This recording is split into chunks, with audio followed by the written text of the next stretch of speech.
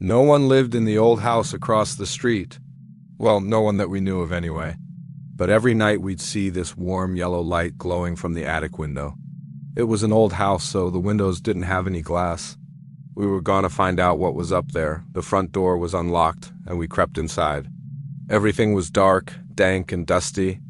Cobwebs hung from the ceiling, and the air was thick with the smell of mildew and decay. Just a thin layer of ice formed on the window panes, which would glow with an eerie yellow light every night, just like a giant TV screen playing on silent. At the top of the stairs was a door, and on the other side of that door was the yellow light. It wasn't until we got closer that we realized it was coming from our own reflections. But I do remember the feeling of dread that washed over me as we ran away from our own reflections, stumbling through the dark house and out onto the street. But the hole in the attic window was still there, and the light was still shining through. And every night since then, I've looked up and wondered, is anyone else looking in?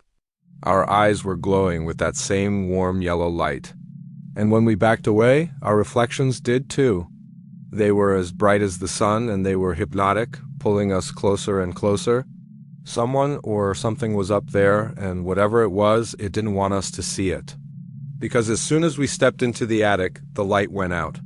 It was only ever visible at night, and it seemed to get brighter whenever the city cut the power.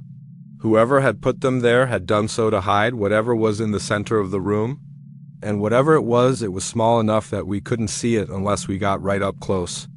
The rest of the house was dark, but that attic window would be glowing like a beacon. It was almost hypnotic, like staring into the sun, except there was no heat coming from it, just a cold, eerie glow. When I was 12, my friends and I decided to sneak into that house. Then we saw it, a set of stairs leading up to the attic. The edges of the reflections didn't match the edges of the mirrors, as if they were stretching and distorting to try and break free. Then we saw it, a pinhole of light in the darkness. It was coming from behind one of the mirrors. But then we saw them, dozens and dozens of mirrors, all facing inward, creating a labyrinth of reflections. We moved the mirrors, but as we did, our reflections began to turn and stare back at us. And when we turned it around, we saw that it was coming from nowhere and everywhere.